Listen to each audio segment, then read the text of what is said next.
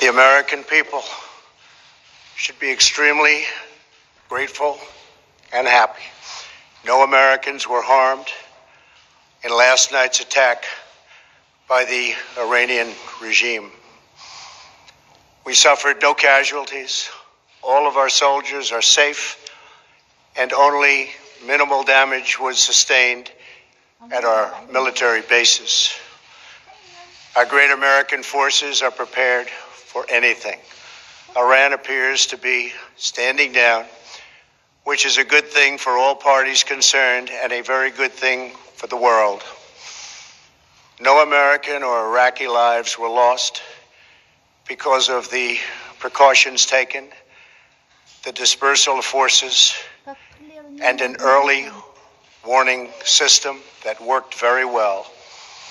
I salute the incredible skill and courage of America's men and women in uniform.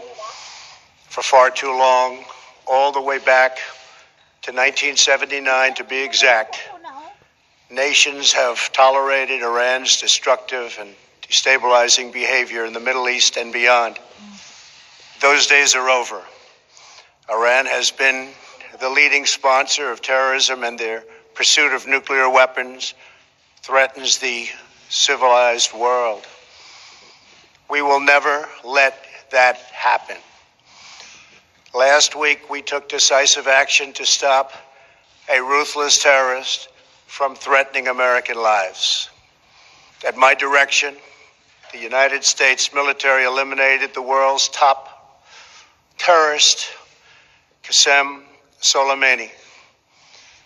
As the head of the Quds Force, Soleimani was personally responsible for some of the absolutely worst atrocities. He trained terrorist armies, including Hezbollah, launching terrorist strikes against civilian targets. He fueled bloody civil wars all across the region. He viciously wounded and murdered thousands of U.S. troops, including the planting of roadside bombs that maim and dismember their victims.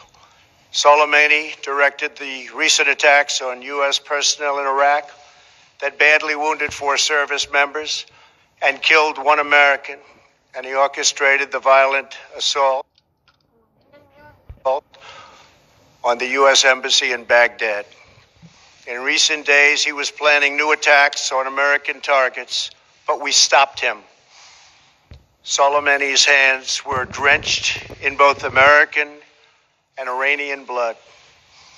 He should have been terminated long ago. By removing Soleimani, we have sent a powerful message to terrorists.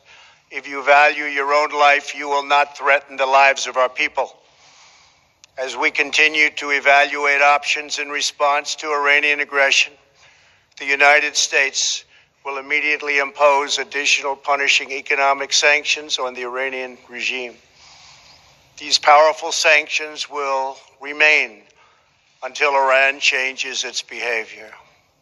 In recent months alone, Iran has seized ships in international waters, fired an unprovoked strike on Saudi Arabia, and shot down 2 U.S. drones.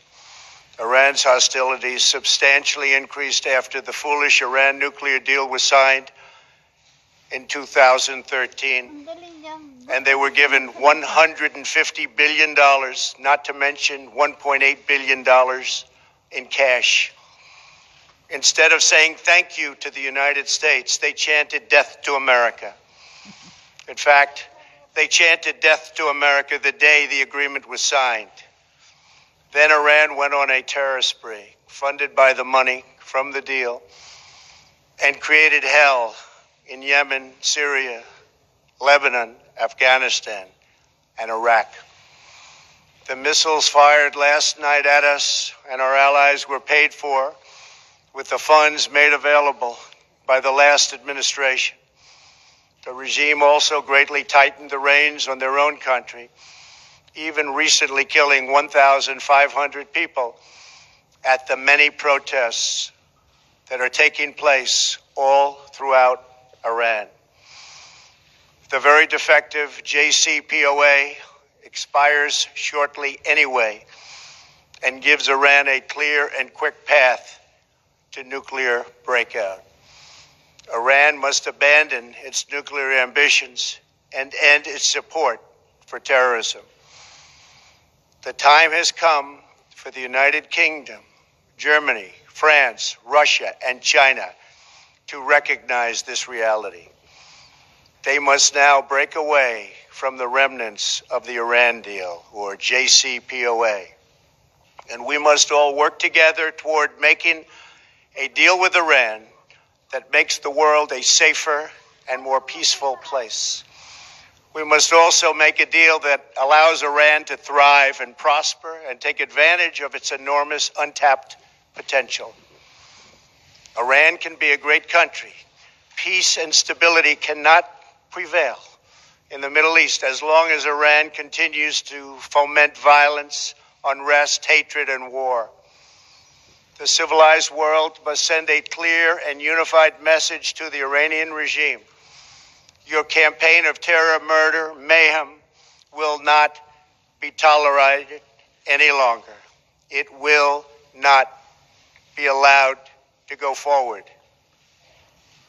Today, I am going to ask NATO to become much more involved in the Middle East process.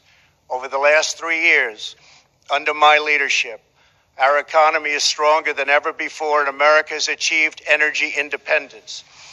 These historic accomplishments change our strategic priorities. These are accomplishments that nobody thought were possible. And options in the Middle East became available.